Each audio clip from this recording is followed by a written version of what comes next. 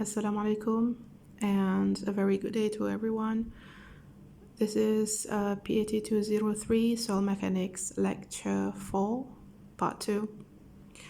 Alright, so as I promised in the previous session, in this Part 2, I will show you another example of phase relationship calculation. Remember, phase relationship, we want to know how to relate from one phase of soil to the other phase of soil. Okay, so let's get straight away to this example. As you can see here, we have a moist soil, and then the following are given. So the volume is this, and then the mass is given as well, and then this is the water content, 9.8%, and GS, which is the specific gravity of the soil, which is 2.66. All right, from here, we have to determine, or we have to calculate the dry unit weight. Okay.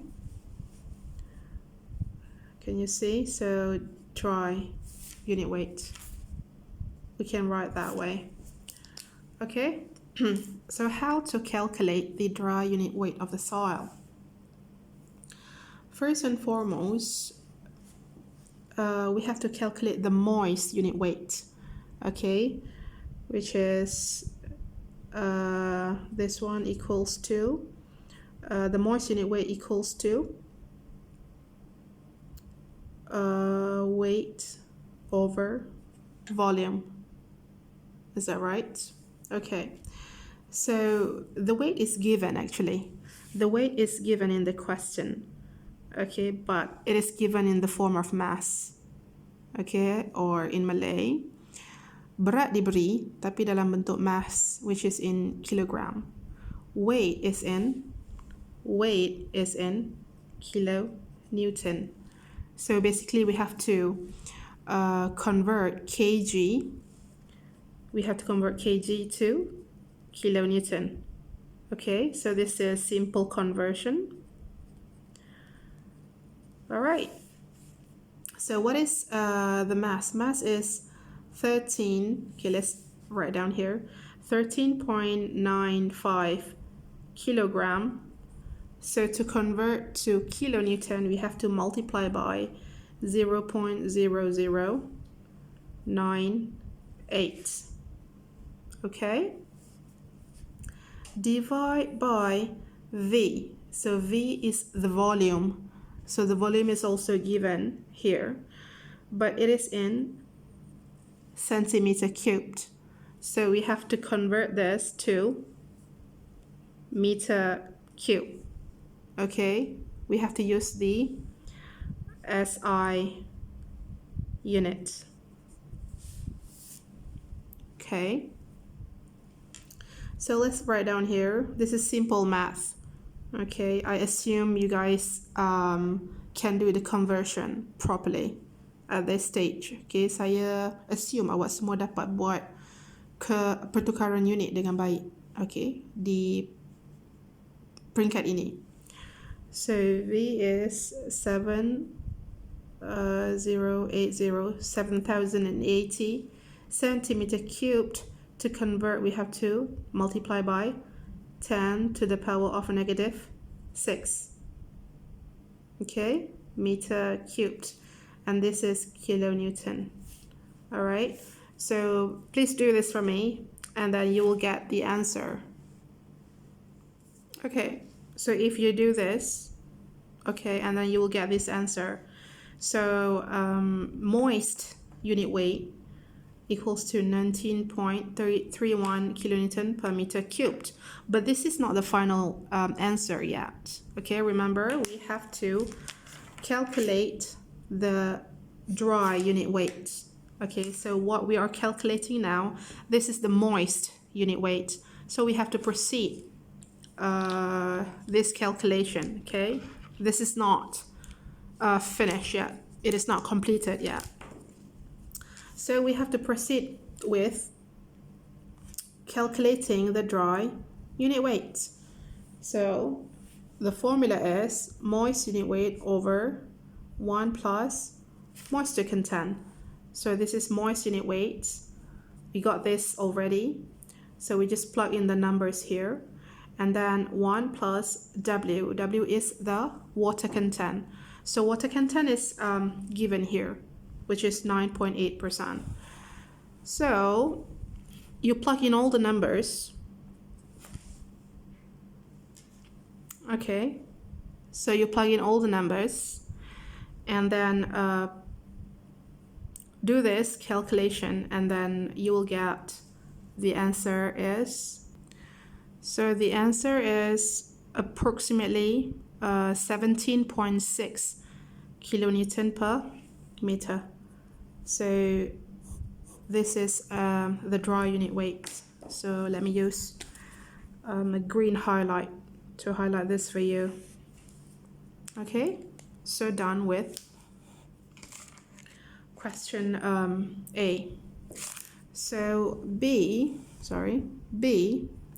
is you have to determine, or you have to calculate the void ratio. So what is the symbol again? It is E. So if you refer to the formula, E equals to, so E equals to G as gamma water divided by dry unit weight, the one that we calculated here, minus 1. So you plug in all the numbers. G as given is 2.66. So GS is 2.66 multiplied by gamma water. So gamma water is 9.81 kilonewton per meter cubed, divided by the dry unit weight we calculated in question A just now, which equals to 17.6. Okay, 17.6, and the whole thing minus 1. Okay, so if you do this using your calculator, therefore E, which is the void ratio, equals to 0.48. Okay, so yay, we did this. We're done with the second, or the B question. So we're done with this. So E equals to 0.48. We have one more question, which is where I'm going to write. Okay, I'm going to write over here.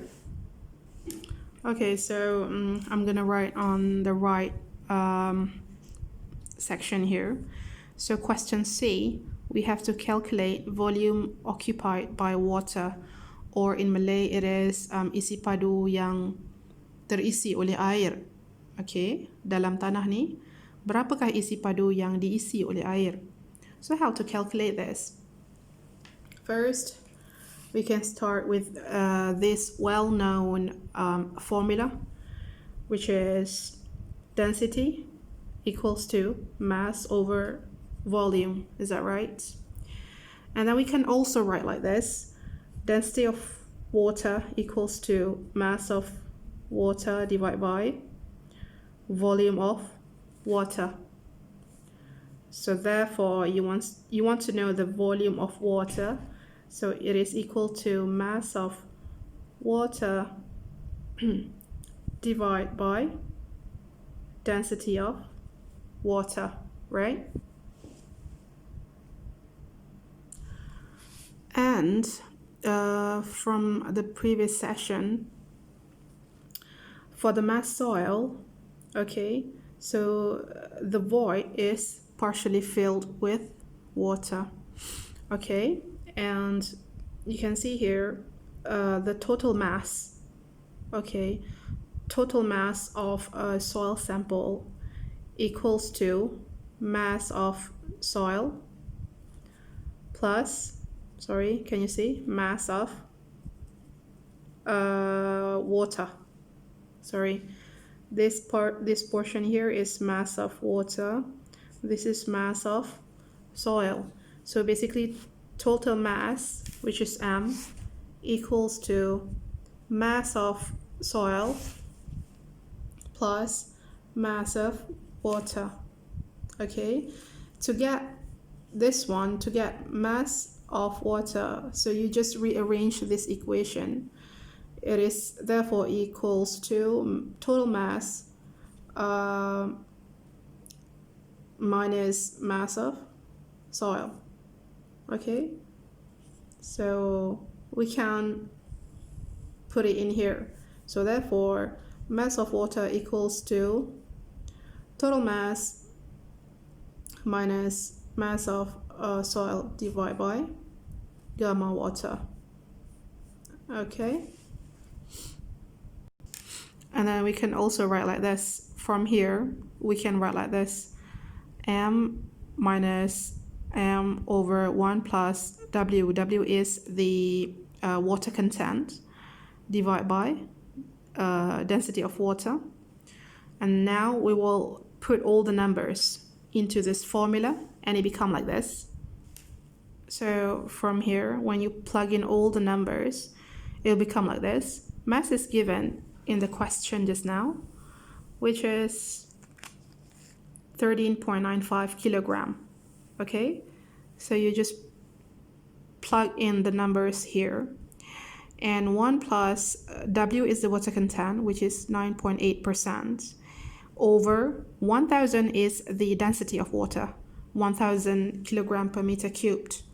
Okay, so you put all of this into your calculator, and therefore you will get the volume occupied by water. It is equal to, so it is equal to 1.25 times 10 to the power of negative 3 meter cubed.